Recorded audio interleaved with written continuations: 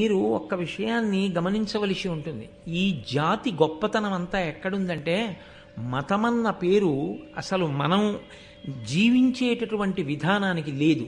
మనం మతము అని పిలవం, దీన్ని సనాతన ధర్మము అని పిలుస్తాం. ధర్మము అన్న మాటకు అర్థం మీరు అనుష్ఠించవలసినది. ఏది అనుష్ఠించాలి అంటే, నాకు తోచినది నేను, మీకు తోచినది మీరు అనుష్ఠించడం కాదు. ఏది మీరు నేను కూడా కాలముతో దేశముతో సంబంధము లేకుండా ఎప్పుడూ అందరూ అనుష్ఠించి తరించవలసి ఉంటుందో, ఏది అనుష్ఠించడం చేత మారని సత్యమును మీరు ఎరుకలోకి తెచ్చుకోగలరో అలా మీరు ఆచరించవలసినటువంటి ఆచారకాండగా వేదంలో చెప్పుకొస్తూ జ్ఞానమును పొందడానికి కావలసిన సోపానములనన్నింటినీ ఇచ్చినటువంటి ఈశ్వరుని యొక్క ఊపిరియే వేదంగా నిలబడింది. అందుకే మిగిలిన మతాలకి ఏదో ఒక గ్రంథము ఆధారమై ఉండొచ్చు, ఆ గ్రంథకర్త దానిని చేసిన వారై ఉండొచ్చు. సనాతన ధర్మానికి వేదము ప్రమాణము. ఆ వేదము అపౌరుషేయము, దాన్ని ఎవ్వరూ రచించినది కాదు, అది ఈశ్వరుని ఊపిరి. నేను మీతో తరచుగా ప్రస్తావన చేస్తూ ఉంటాను, నేను ముందరా నా ఊపిరి ముందరా అని అడిగారనుకోండి, అది ఎవ్వరూ చెప్పడం సాధ్యం కాదు. నేను నా ఊపిరి ఒక్కసారే ప్రభవిస్తాం.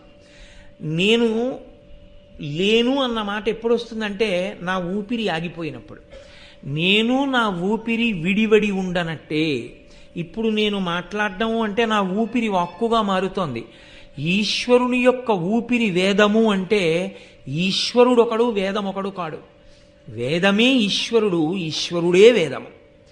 కాబట్టి ఆ వేదమే ప్రమాణము. ఈశ్వరవాక్కు ఏదుందో అది ప్రమాణము, అది ధర్మము. వేదము ఏం చెప్పిందో దాన్ని మాత్రమే మనం పాటిస్తాం. వేదము ఆచారకాండనిస్తుంది.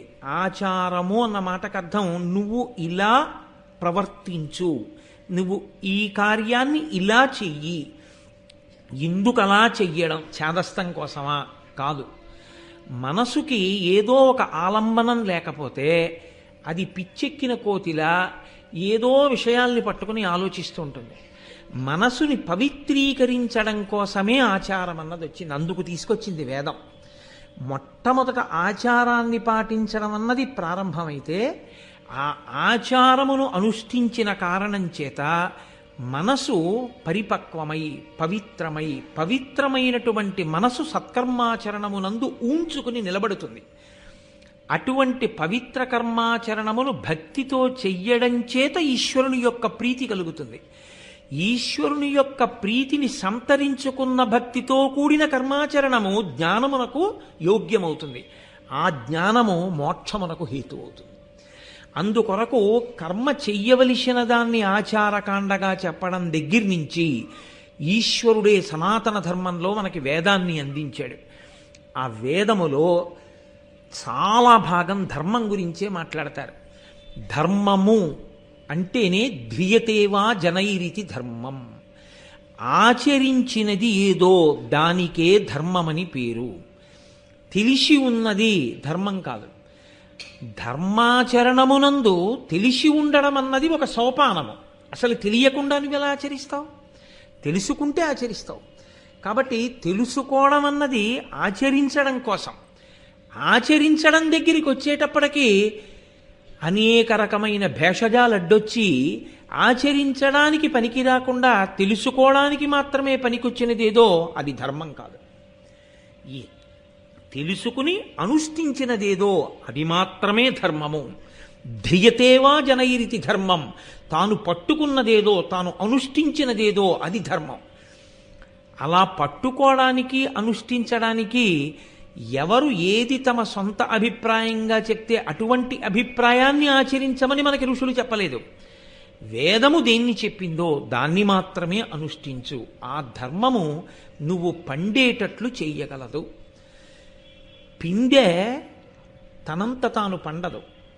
పిందె పండు ఈ రెండు దశలలో ఆ పిందె పండాలి అంటే పిందె చెయ్యవలసినటువంటిది ఒక్కటే. పిందె చెట్టు నుండి విడిపోకూడదు. ఎప్పుడు విడిపోతుంది తనంత తానుగా? పిందె పండిపోయిన తర్వాత విడిపోతుంది. పిందె చెట్టు యొక్క ఆ పువ్వు పుట్టినటువంటి ఆ ప్రదేశాన్ని అంటిపెట్టుకుని ఉంటుంది. మీరు లోకంలో ఏ పిందె కొరకండి వగరుగానే ఉంటుంది, ఇంకొంచెం పెద్దదవుతుంది, కాస్త పులుపో వగరో ఏదో కాయ అవుతుంది. ఏ కాయ ముట్టుకోండి గట్టిగానే ఉంటుంది. ఏ కాయ అయినా సరే పండైపోనివ్వండి రంగు మారిపోతుంది, అది పచ్చగానో ఎర్రగానో అయిపోతుంది. లోపల ఉన్నటువంటి పదార్థం అంతా మృదువుగా అయిపోతుంది, పీశలంగా అయిపోతుంది. లోపల ఉన్న పదార్థం అంతా తీయగా అయిపోతుంది. ఇక తాను పండైపోయిన తరువాత పట్టుకోవలసిన అవసరం ఇక పిందికి లేదు. పండైపోయిన తరువాత తనంత తాను విడిపోయి కింద పడిపోతుంది. అందుకే మన వాళ్ళు ఎప్పుడూ ఒక మాట అంటుంటారు, పండిపోయాడండి ఆయన అంటే. ఆయన పండిపోయారండి మహానుభావుడు అంటారు. చిన్నతనంలో ఆటలు ఆడిస్తే పంటలు వేసుకోండి అంటారు. వైకుంఠపాళి ఆడించి పరమపద సోపాన పటము అనేవారు మా చిన్నతనంలో దాన్ని. పరమపదమును చేరడానికి కావలసిన సోపానములతో కూడిన క్రీడ. అందులో ఎప్పుడు పండిపోయాడు? దేవతల మధ్యలో తిరిగినప్పుడు కూడా పండడు. పరమపురుషుని చేరిపోయిన తర్వాత పండిపోతాడు. అప్పటి వరకు ప్రయత్నం చేస్తూనే ఉంటాడు, పందెం వేస్తూనే ఉంటాడు. నువ్వు ఎంతకాలం కర్మాచరణం చెయ్యాలి? పండిపోయే వరకు చెయ్యాలి. పండిపోయిన తరువాత తనంత తాను విడిపోతాడు. ఇలా పండిపోవడానికి కావలసిన ప్రాతిపదికను అందించడమే ధర్మాన్ని అందించడం. ఈ ధర్మాన్ని అందించేటటువంటి ప్రక్రియలో సనాతన ధర్మమునందున్నంత పరిశ్రమ, సనాతన ధర్మమునందున్నంత బోధ మీకు ఇంకెక్కడా కనపడదు. దాని కొరకే యథార్థమునకు సమస్త వాంగ్మయం వచ్చింది. అందుకే మీరు క్రతువు చెయ్యండి, మీరు ఒక ప్రవచనం చెయ్యండి, మీరు ఏదైనా చదువుకోండి, ఆఖరణ మనందరం చెప్పే మాట ఒకటే, 3 మార్లు ఓం శాంతి శాంతి శాంతి. మాకు శాంతి కావాలి. ధర్మము దేని కొరకు వచ్చిందంటే ఇదిగో ఈ శాంతిని పొందడానికి వచ్చింది. నువ్వు శాంతంగా ఉండాలి, ఇంకొకడిని శాంతంగా ఉండనివ్వాలి. పరమేశ్వరుడే ఈ పిండాండాన్ని సృజించాడు. పరమేశ్వరుడే బ్రహ్మాండాన్ని సృజించాడు. పరమేశ్వరుడు దీనికి కన్నులు పెట్టాడు. పరమేశ్వరుడు బయట జలపాతం పెట్టాడు. పరమేశ్వరుడు ఇక్కడ పళ్ళు పెట్టి నాలుక పెట్టాడు. పరమేశ్వరుడు బయట యాపిల్ పండు పెట్టాడు. పరమేశ్వరుడు ఇక్కడ కంఠం పెట్టాడు. పరమేశ్వరుడు బయట నీళ్లు పెట్టాడు. పరమేశ్వరుడు తిన్నదాన్ని జీర్ణం చేసి మిగిలిన పిప్పిని విడిచిపెట్టేటటువంటి స్థితిని ఈ పిండాండానికి ఇచ్చాడు. ఈ విడిచిపెట్టిన దాన్ని పుచ్చుకొమ్మని బ్రహ్మాండాన్ని శాసించాడు. బ్రహ్మాండంలో ఉన్నటువంటి భోగాలని నువ్వు అనుభవించవద్దు అని ఈశ్వరుడు శాసనం చెయ్యలేదు, అనుభవించమనే ఆయన చెప్పాడు. కానీ నీకున్న బలం ఎంతో దాన్ని బట్టి నువ్వు అనుభవించడం కాదు, నీ బలాన్ని శక్తిని బట్టి కాదు అనుభవించవలసింది, ఈశ్వరుడు చేసిన నియమానికి నువ్వు బద్ధుడవై అనుభవించవలసి ఉంటుంది తప్ప నాకింత శక్తి ఉంది కదా అని శక్తిహీనులైనటువంటి వారిది నీవు అనుభవించడాన్ని మనకి శాస్త్రములు అంగీకరించం. అక్కడొచ్చింది ధర్మం అన్నమాట. ఆ ధర్మం అన్న మాట లేకపోతే బలవంతుడైన వాడు బలహీనుడైన వాడిని కొట్టుకు తింటాడు. అందుకే ఈ ధర్మము అన్న మాట సనాతన ధర్మంలో ఎంత దూరం వరకు వెళ్ళిపోయిందో తెలుసా అండి? యుద్ధభూమి అని ఒక భూమి, ఇంట్లో అగ్నిశాల అని ఒక గది, అక్కడికి తీసుకెళ్ళి అగ్నిహోత్రాలని పెట్టుకుంటారు. పూజ గది ఒక గది, పడక గది ఒక గది.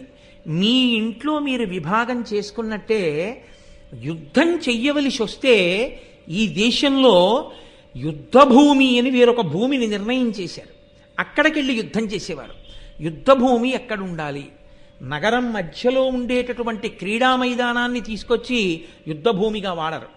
యుద్ధభూమి సామాన్యమైనటువంటి జనులు, జానపదులు, పిల్లలతో పాపలతో ప్రజలు ఉండే ప్రదేశాలు ఎక్కడుంటాయో అటువంటి నగరాలకి దూరంగా ఉన్న చోట ప్రత్యేకంగా యుద్ధం చేయడానికి వెళ్ళి నిలబడేవారు.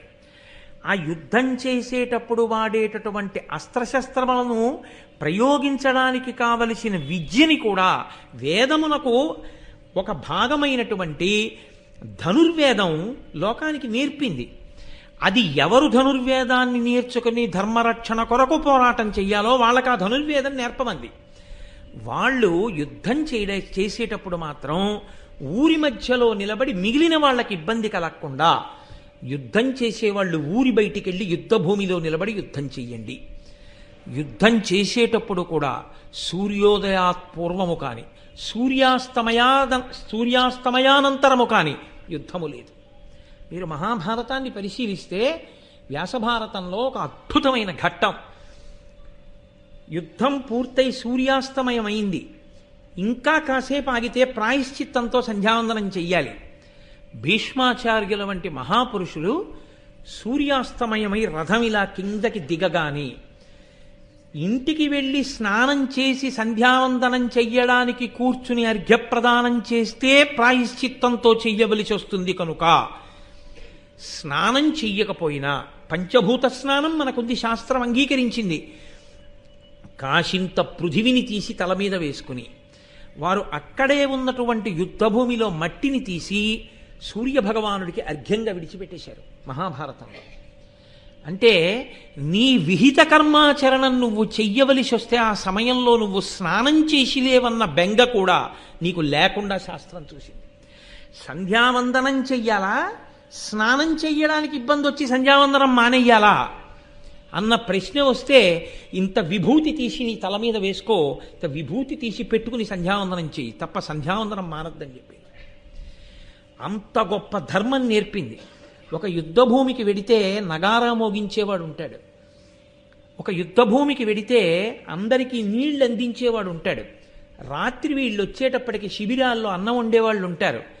వాళ్ళ జోలికి వెళ్ళి వాళ్ళని చంపకూడదు, పారిపోయేవాడిని చంపకూడదు, ధనస్సు విరిగి ఇంకో ధనస్సు పట్టుకుంటున్న వాడిని చంపకూడదు, విన్నిచ్చిన వాడిని చంపకూడదు, చుట్టూ నిలబడి అందరూ కలిసి ఒక్కడిని చంపకూడదు, యుద్ధం చెయ్యకుండా పరాకుగా ఉండి యుద్ధానికి విముఖుడై ఉన్నవాడి మీద బాణం వేసి చంపకూడదు, యుద్ధానికి తాను సిద్ధపడి ఎదురొడ్డి నిలబడిన వాడిని మాత్రమే చంపాలి.